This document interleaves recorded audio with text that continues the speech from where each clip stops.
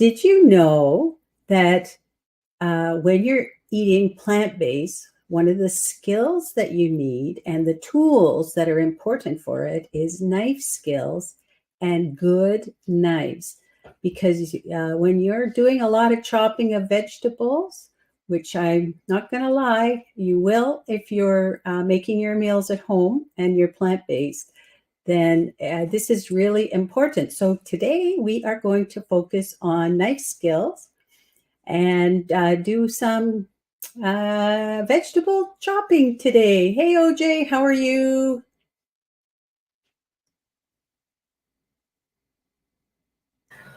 I'm doing good. Thank you. I'm excited to be here today.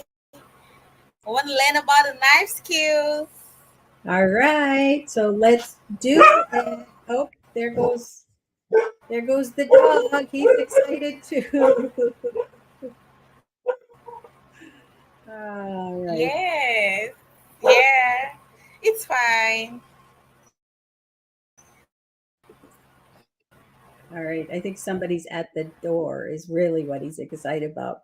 So we are now we're this is the Deb show, Okay. the your daily energy bite, and we are helping people to create the health of their dreams.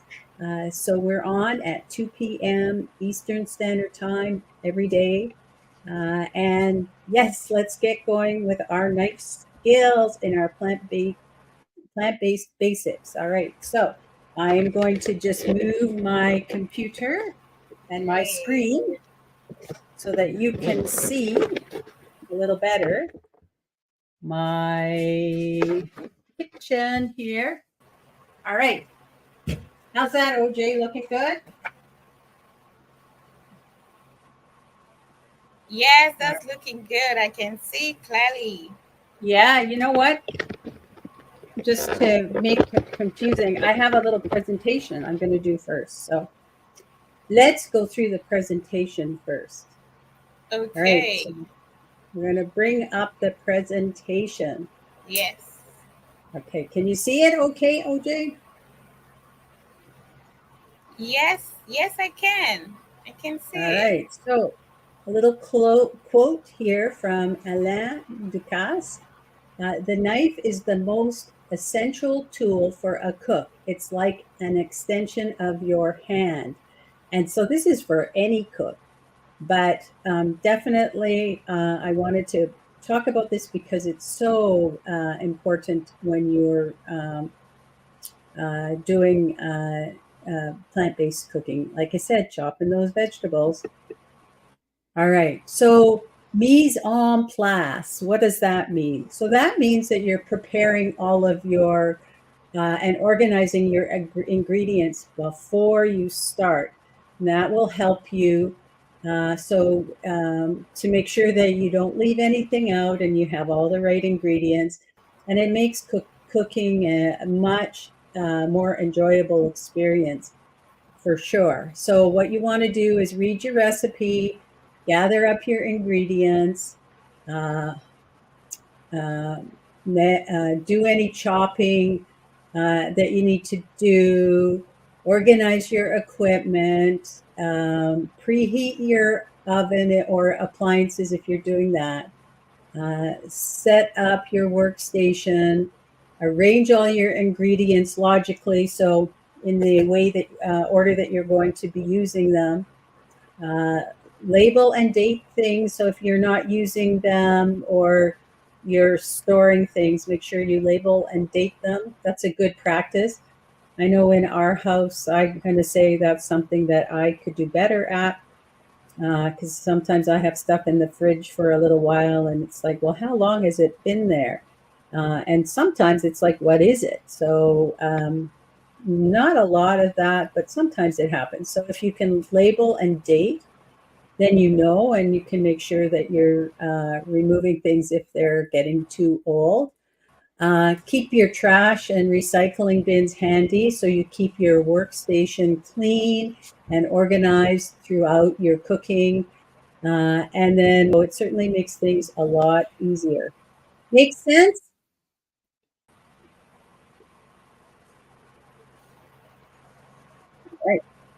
Yes. So in the knife, here's what you need in your kitchen if you are for your knives. You need a chef's knife. You do not need a whole ton of knives. Really, you need two knives. You need your chef knife, which is going to be for your chopping and cutting things on your cutting board, and a paring knife.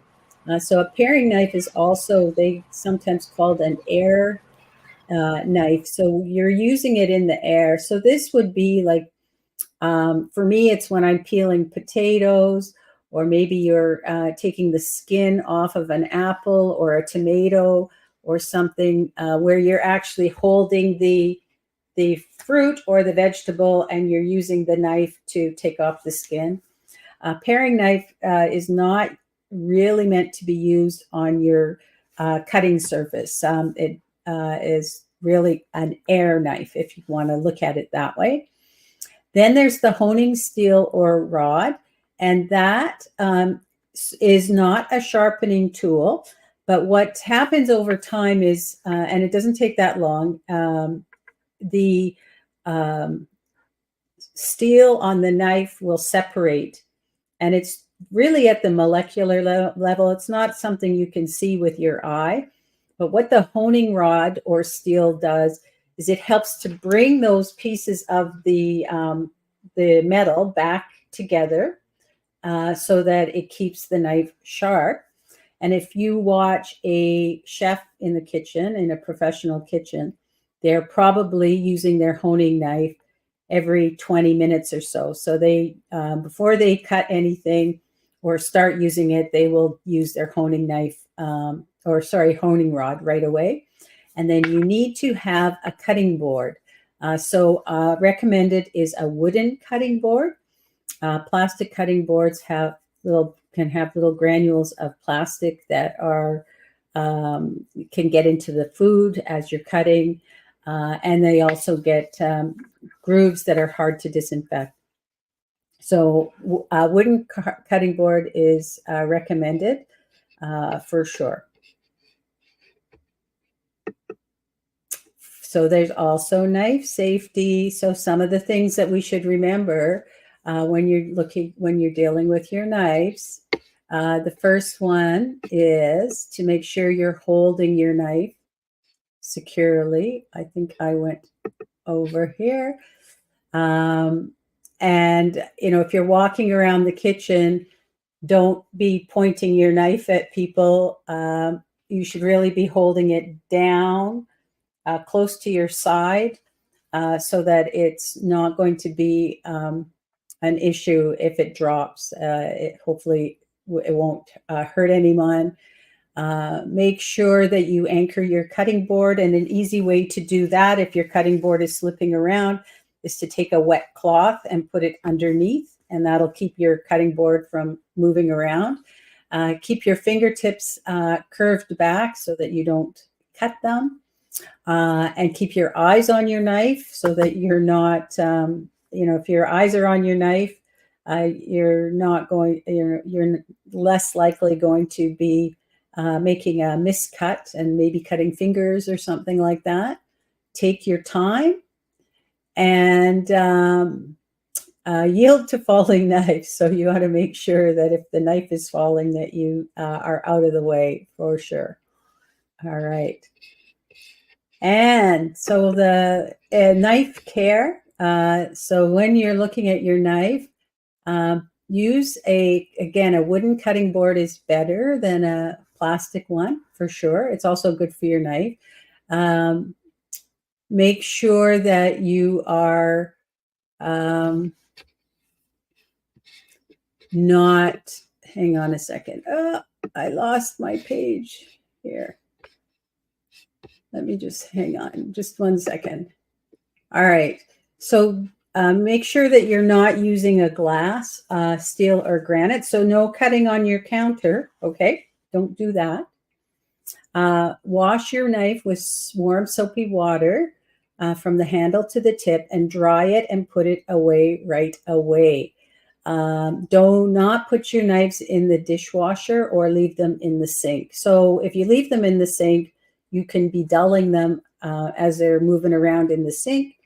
but also if they're in the sink, people don't realize they're in the sink, especially if they're underwater. Somebody might come along and accidentally cut themselves on the knife.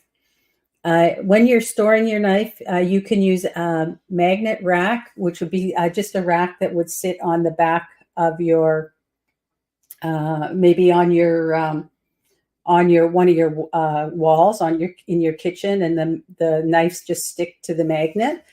You can also use a knife block or a knife holder. So I have mine in the drawer, in my kitchen drawer, and they are in holders that stand them up so that they're separated. And then if they're just in a drawer and they're all mixed around, then you're dulling your knife, because it's as they bump into each other, that will dull your knives as well. And so make sure you're storing it properly. Again, use your honing rod at the beginning of each use. And if you're doing a lot of stuff, you can use it during as necessary. And you only need to sharpen your knives 1 or 2 times a year, but make sure that they're sharpened. You can use a sharpening stone. There's a picture of one here. Or you can get your knives professionally sharpened. And again, it's not something you have to do very often. And when you want to make sure that you have a sharp knife, a dull knife is actually a safety hazard, because when you have a dull knife, you're going to push on things harder.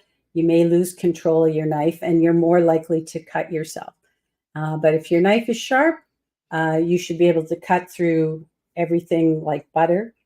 And but you do have to also watch when the knives are sharp, because just touching them, you can cut yourself.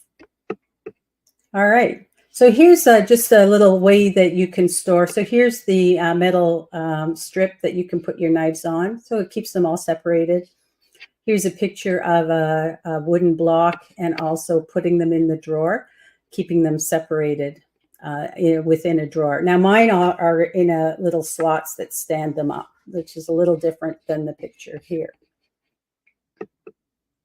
When you're holding your knife, ooh, I love this. I'll get my knife to show you. So when you're holding your knife, you want to grip the handle with 3 fingers. Rest your index finger flat against the blade on one side, and hold your thumb on the blade on the opposite side to give extra stability. So for me, I'm handshaking, but I've got just on this part of the blade, just on the end of the blade, I've got my handle, so you can see where's the best way. So I've got a little bit, my thumb and my index finger are on the blade on either side for more control and stability. And just like that. All right. And then your guiding hand should be tucked in slightly, holding the object, and your thumb should be back behind your fingertips. And that way the knife can rest on your knuckles, and it prevents you from cutting your fingers. So it's like a claw that you've got here. You just do a claw to hold it. And then you can use this as a guide. And certainly if you watch a professional chef, they'll be going along motoring at a pretty fast pace. And that's something that, as you get practice, you can get better at, and get faster at, and get a rhythm going. All right. So I just have another quote. Your body is your most priceless possession. Take care of it. You only have one body. And that's a quote from Jack LaLanne. So I think, I'm not sure if he lived to be 100, but he was definitely in his 90s, and big on juicing. He used to do infomercials on juicing. But he's right. Your body is your most priceless possession, and we do need to take care of it. And that's why we're here, right? All right.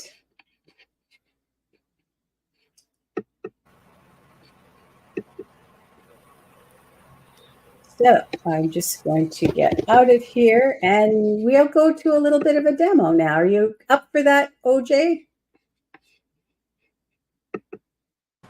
Yes, I am. I'm All excited. right. So now I'm going to move my thing back so that we can you can hopefully see. Let me know if there's you can see okay.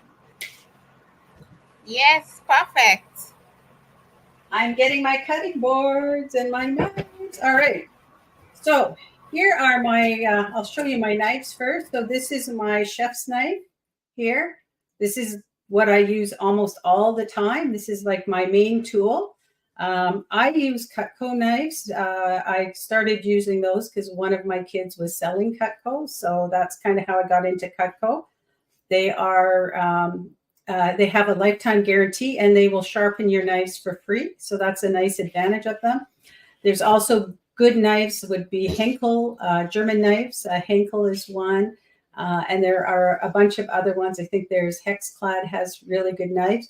But invest in a really solid, good knife. That would be the recommendation. So you can only need two.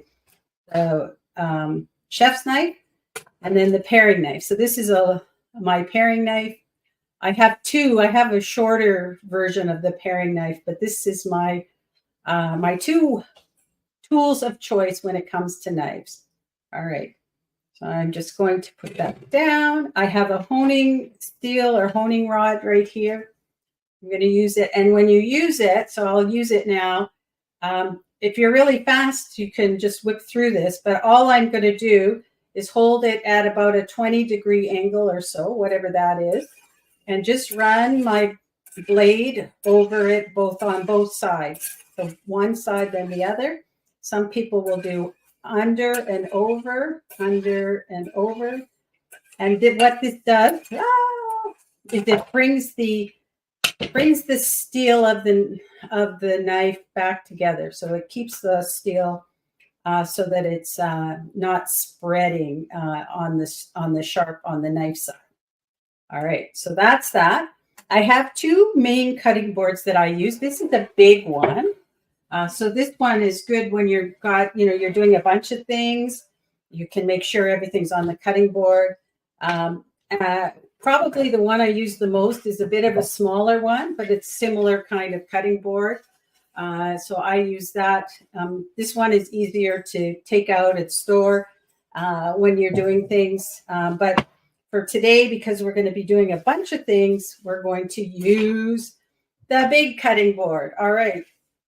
So let's start. We're going to do a few things, show you a few different things. So I'm going to start with I have a cucumber here. Just going to show you. So here's when you're cutting, what you want to do. So I've got my my knife. I'm holding it like a handshake with my 3 fingers on it. And then on the butt of the blade here, I'm using my index finger and my thumb to hold for control. And so you want to do a rocking motion. So I'm going to cut like this. So I'm going to leave my tip on the cutting board and I'm going to get this rocking motion going. So let me show you put this on the side with the cucumber. So I'm going to cut and you see I'm just going back and forth with this rocking motion. OJ, is that easy to see?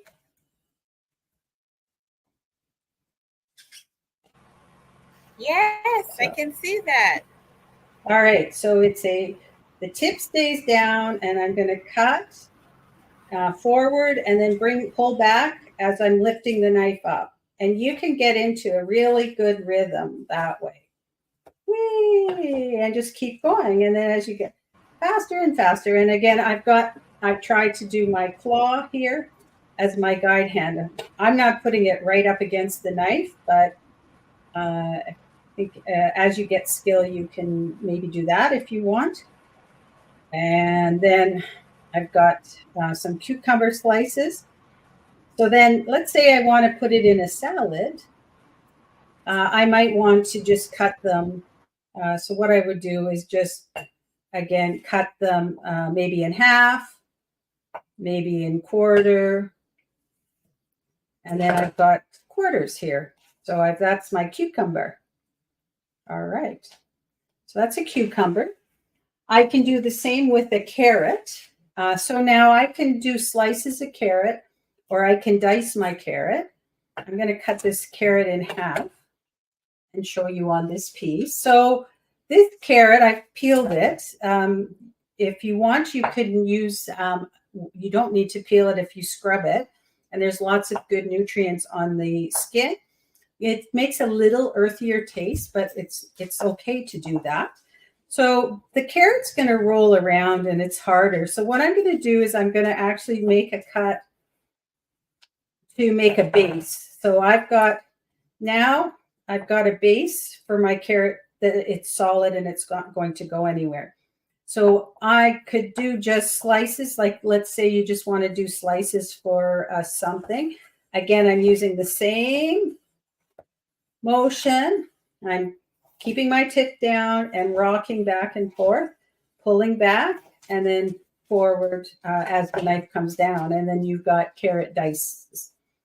Now let's say instead of that, so that's my carrot slices, I want to make cubes. So for that, what I'm going to do is I'm going to slice each side. And when you're cutting for your vegetables, if you're cooking with them, you want to try and keep them about equal size. So what I'm doing here is cutting the 4 sides so it makes roughly, not quite, but roughly a square. And so then what I can do is if I want large square, I got them like that. It's more or less a square. If I want something a little smaller, what I'll do is I'm going to cut it in half both ways. So I'm going to cut it in half. So now I've got, like I've made it to 4 squares. Oh, I did 2. And now I can cut it. And I've got some dice there. And they're roughly going to be the same size. When you get to the end, be careful, go slow. You might have to do it a little differently. So now I've got my little chop here of carrots. Whee!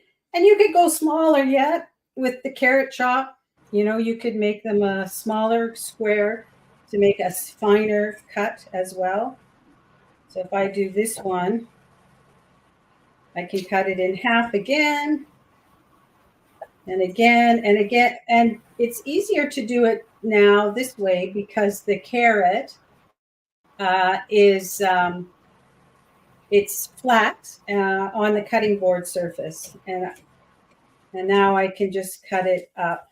And I've got a really fine dice if I want a fine dice. So you have a fine dice there. So those are ways you can do a dice. You could do a matchstick that way too, but let me show you how I do what I do for the matchstick. Let me take a little piece again. Again, I'm going to cut a piece off so that I have a base. And so what I do is I do it at an angle. I cut on an angle. And what I'll do is I'll just cut on an angle some pieces. And then I will take and maybe put 2 or 3 together and then do the matchstick that way. So now I have a matchstick. So that's how I'll do it. There's other ways you can do a matchstick, but that's how I do it. Very easy. So let me put this off to the side. And matchsticks are great for salads and stuff. If I make matchsticks or I cut up matchsticks, they're gone in no time. The kids eat them up. They put them in their salads. Okay, what else can we do? Let's look at a pepper here. So I've got a sweet pepper. I'm going to do 2 things. Do it 2 ways. So the goal is to try and get the pepper flesh off without getting too many of the seeds inside. At least that's my goal, less messy. So one of the ways I do it is to carve from the top down to the bottom. And so I would do that like this. So I'm trying to carve with the ribs. And this this particular pepper has 3 chambers, you can see here. So I'm going to carve around the chambers. And if I carve around the chambers, I got 3, very little waste. So that's what I have left, is the seeds are all intact, and very little waste. And I have my peppers here. Now, peppers are another one that are kind of hard because they're not an uniform shape. So what you can do is you can cut off the ends so that you have a uniform shape here. Put this on the side. And then what I would do is I would just dice these up. I'm going to do, you can do a sticks. So I'm just going to cut around into sticks. Again, it's the same motion that I was using with the carrots and the cucumber. And now I have sticks. I have pepper sticks. So you can eat those. Or what I can do next, I can put those there. What I can do next is I can make them into a dice as well. So I've got both ways. All right. How you doing, OJ?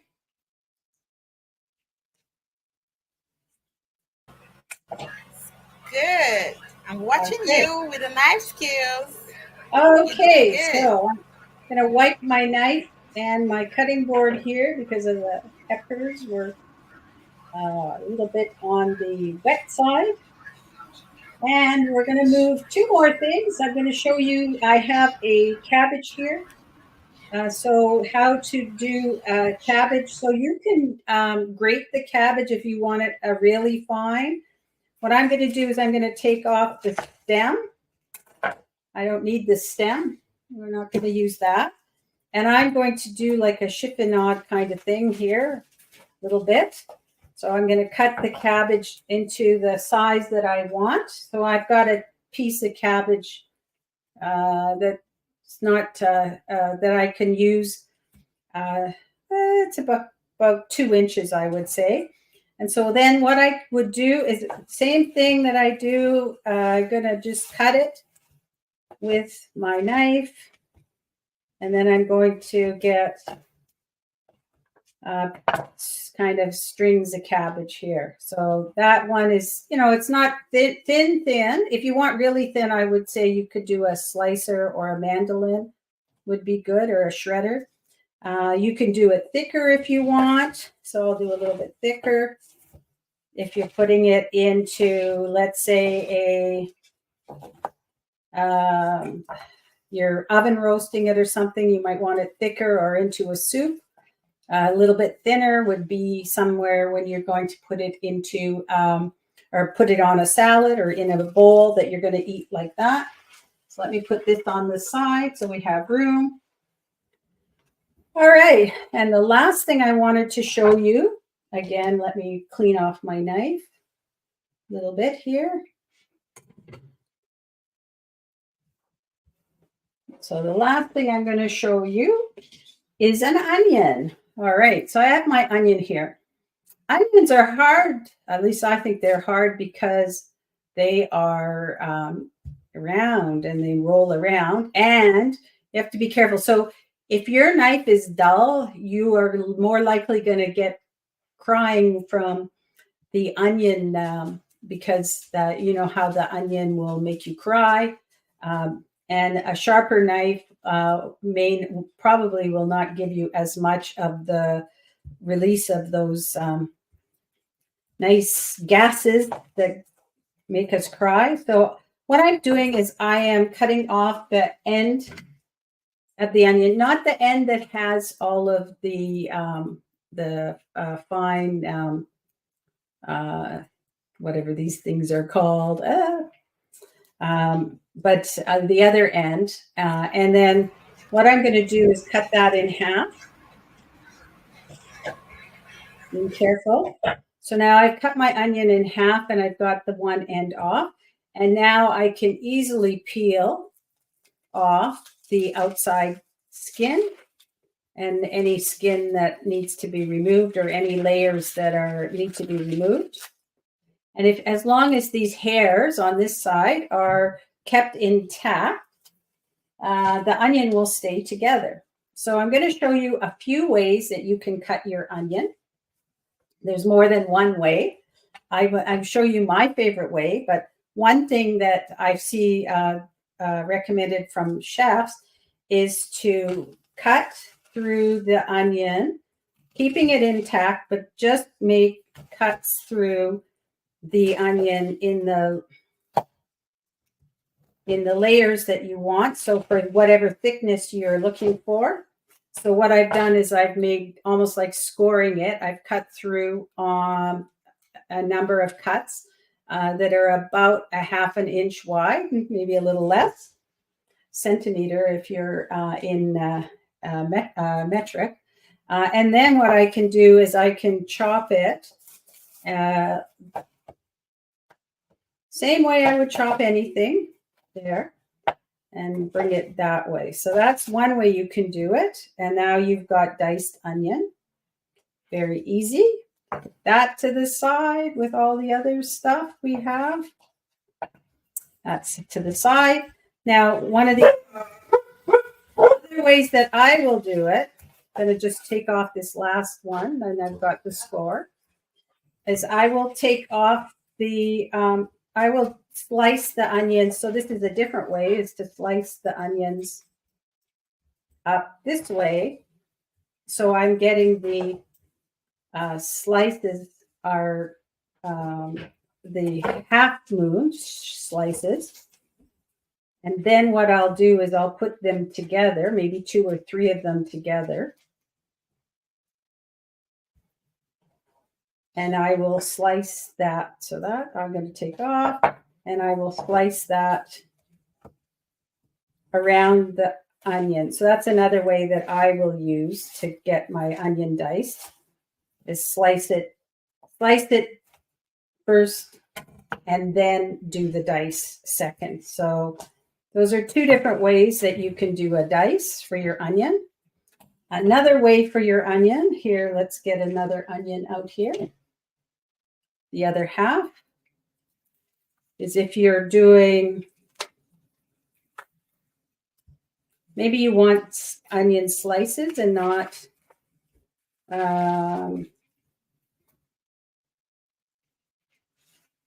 maybe you want the slices done this way here. I'm going to cut it this way. Take off the end with the hairs on it. What you can do, I'm going to cut it in half here to take half. And so you can cut it this way down through the onion, and that's a different way to do it. It's not diced, but it's this would be good. A way that you could do it if you're cooking it in like a fajita or something. So you get the onions that way. So that's another way to cut it. And the final way is you can do the same thing that I did here. I'll do the same thing, and then you could cut it, take a couple slices here and do a dice this way. So there's a few ways that you can dice it. Ooh, my cutting board's getting slippery, so I got to be careful. So that's another way that you can get a dice. So there's a bunch of ways. You can find which way works best for you to cut onions. And I'm going to be tearing up. Lots of onions. OJ, any questions on how to use the knife and cutting? Sorry? Okay, I think I could see clearly what you did. And I don't have any questions. I fully understand how to hold a